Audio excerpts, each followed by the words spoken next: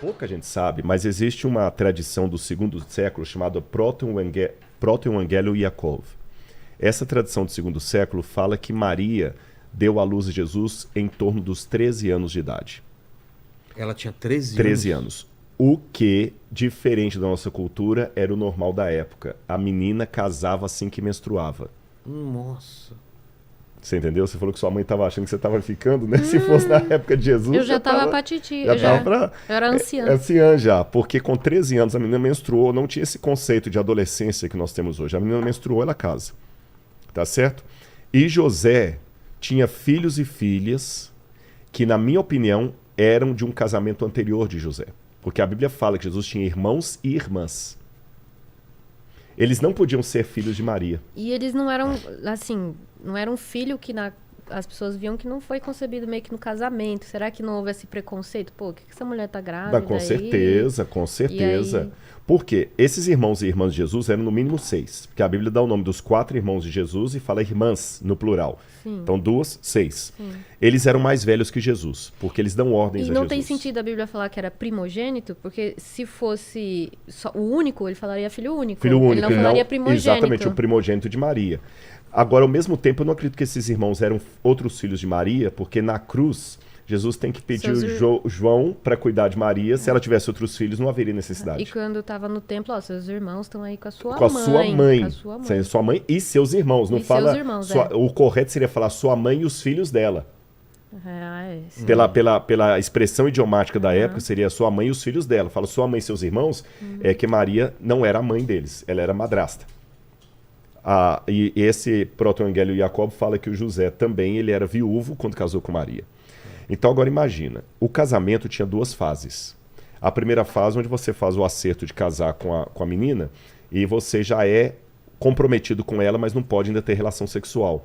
Você vai levantar o dinheiro do dote, para pagar o dote do casamento. Depois que paga o dote e constrói a casa, é que você vem para recebê-la como esposa.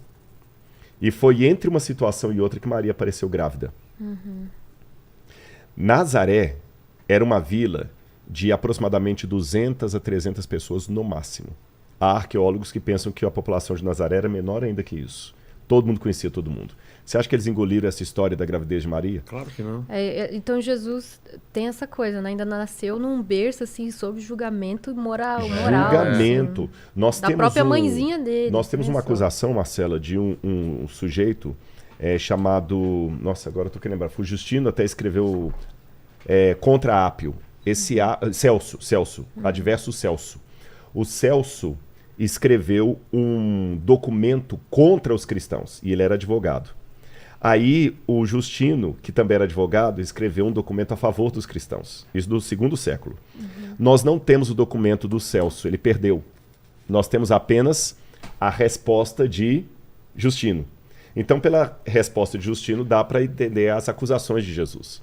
E uma das acusações que tinha é que Jesus era filho de um soldado romano que seduziu Maria. Nossa.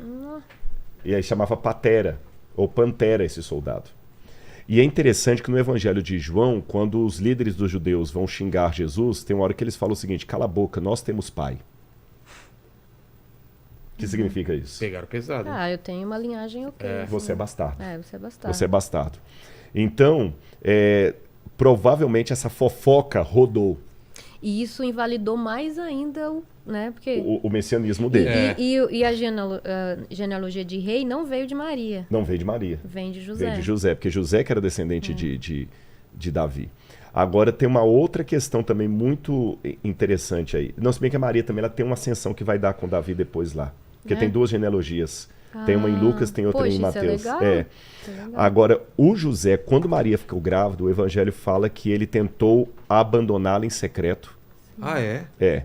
Por que José resolveu abandoná-la em secreto? Porque ele tinha caráter, né? Caráter. Eu não vou queimar a menina, mas já que fez errado, vou sair... Tá certinha. E tinha uma questão legal também. Legal também? Poderiam acusá-lo? O único que poderia acusar Maria de adultério era o José. Sim. Porque sabe aquela ideia que o pessoal fala que sem corpo não há crime? Se não há cadáver, não há crime? Se não há o marido para acusar de adultério, não existe adultério. Tem que ter o marido. Então, o que que ele fez? Ele saiu fora. Então Deus não escolheu só uma boa mãe, escolheu um bom Um pai. bom pai, exatamente. Ele saiu fora que ele pensou assim, eu vou sair, eu vou impedir que Maria seja apedrejada. É que aí, no caso, Jesus um dia vai também julgar a causa de uma mulher De uma que mulher, seria apedrejada e por com causa certeza exatamente ele lembrou, disso, adultério. Ele lembrou da acusação que veio sobre a Será mãe que não dele. era isso? Porque essa cena é muito bonita porque mostra um Jesus pensativo. Tanto que ele tá tão pensativo que ele começa a escrever na areia, né? E tá em silêncio. E aí o pessoal questiona, não, Jesus, o senhor tem que dar aí uma Olha o lado uma da opinião. poesia. Você viu a história que ela puxou? Total. Faz sentido. E aquele marido da mulher estava ali, senão ela não podia ser acusada de adultério.